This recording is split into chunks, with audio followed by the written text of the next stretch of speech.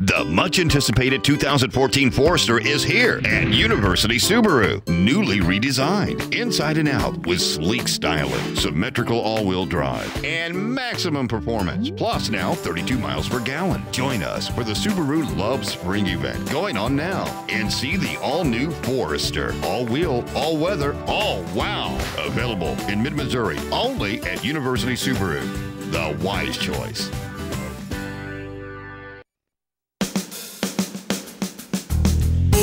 Good morning and welcome to Radio Friends on this Wednesday, November the 27th, the day before Thanksgiving, and we've got Melody Whitworth with us. Good to have you here, Melody. It's been a long time since I've seen you. It has.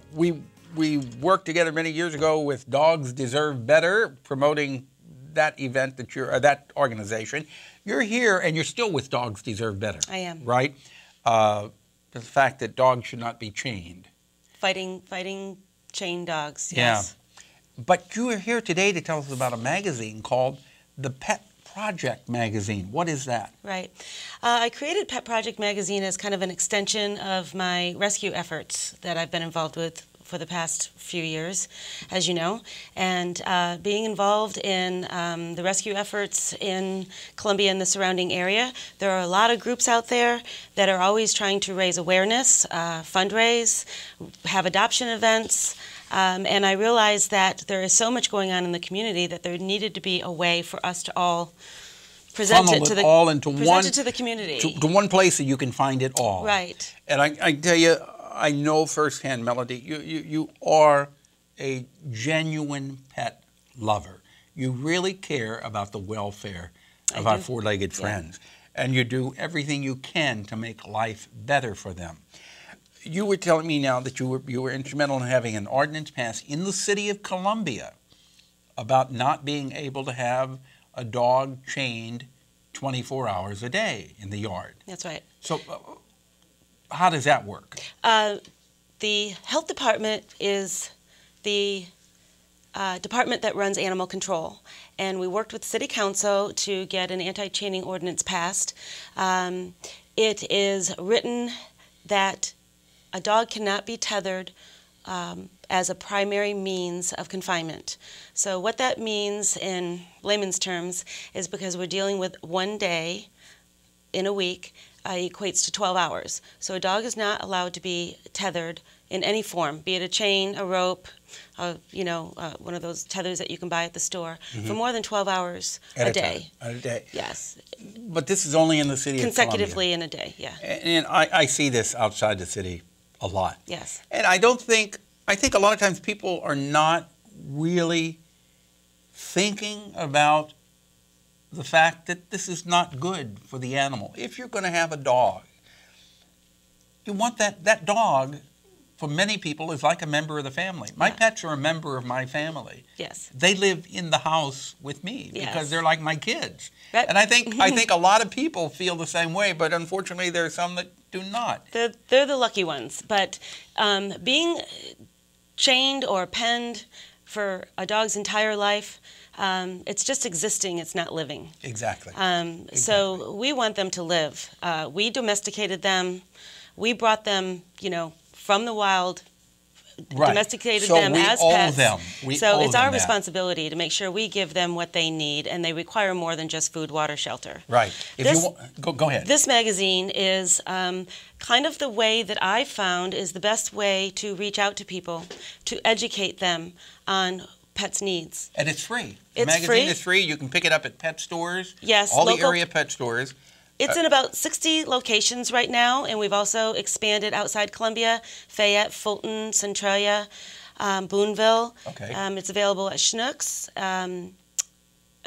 So just look for it. Look for it. It's called Pet Project Magazine. It's in a lot of places. It's free. It's got local contributors writing articles. And it gives you some good information about taking care of your pet. Melody, thank you so much for coming by. Thank you very much. And tell your husband, Mike, I said hi. Will do. Okay? Will do. All right, now I turn to Ed Hanson and Mark Kelty. Good to have you here. Both of you. Thank you, Paul. And you're here from Talking Horse Production. The next production you have opening is called Almost Maine. Almost Maine. And you open on Black Friday. We do. The day after Thanksgiving. Why should the movie theaters get all the joy? The day after Thanksgiving. Okay. What is Almost Maine about? Mark, you're directing it, right? Yes, We're gonna let I Mark am. talk to Right. that, right? Well, it's set in the fictional town of Almost Maine, and it's made up of 9 scenes about love. So there are 9 scenes. There are 9 scenes, right. And it's all about love? All about love. Every type of love you can think of. Well, maybe not all of them, but... Yeah, is it a comedy? Is it a drama? Is it a musical? It's touching. It is quite funny in places, and there are some scenes that are maybe not. The author says bittersweet, or maybe just bitter. Okay. So it kind of it gives you a really good view of love from just about every stage of love that you can think of. The characters are all living in Almost Maine, and none of them appear in more than one scene, though they talk about people who are in other scenes. So how many actors and actresses do you have? We're using 6. Now, it's written for 4, actually. 4 actors to play all those roles. That's the way it was originally done. But there are 19 characters. Oh, but the characters. So you got 19 characters, 19 and none of the characters appear in any of the other scenes. Right. But all the actors and actresses do. Right. Because they're playing them all. Exactly. It's got to be hard to do. That's like Greater Tuna, where 2 people playing all the different parts. So you got 4 people playing 19 different characters. That's right. We have 6, but yes, right. So we've brought 6 actors in to do it. But it's challenging. It definitely is challenging. Okay, and fun. how many weekends are you running? We're running 2 weekends. We're opening, as you said, Black Friday. Are you concerned about it opening on Black Friday? You know what? It was done purposefully. We wanted to see, because we're a young theater company, we want to test the waters on various things, and we know that there's not a lot of other stuff going on. So you think you're going to be able to get people out of the stores and come to the theater? You know what? If we can get them off the couch after all of the turkey that they've eaten, we think that coming to the theater is a great alternative to running to the crowded malls. Okay. That's what we think. So you're going to open the day after tomorrow, the day after Thanksgiving. That's correct. And you're running this weekend and next weekend. And next weekend. Show times are what? Well, 7:30 on all the shows except the Sunday shows, which we run at 6. We do a twilight matinee. Okay, and if people want ticket information? The best way to get that is to go to, well, like us on Facebook, first of all, because they get lots of very up-to-date information there, but they can visit our website and get a link to buy tickets online, www.talkinghorseproductions.org. Okay, and for people who may not be aware of it, you moved to this new theater, what, a couple of months ago? Well, back in July. So it's been that long? It's been that long. And we're really settled in, and it's just going to be a wonderful space for people to come and visit. We are so thrilled with the space. Okay, so mark 210 St. James. Mark it on your calendar. That's right. For this coming Friday, Almost Maine. Almost Maine. Thank you, Ed and Mark Kelty, for coming by. Appreciate it. Let's see, tomorrow, Thanksgiving Day. Well, good topic. We got the Salvation Army on with us, talk about all the good work they do. Our program directed by Travis McMillan of the Reynolds Journalism Institute. Audio is Pat Akers from KBIA.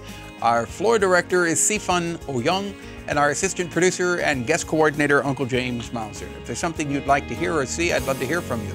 Pepper P, Missouri.edu.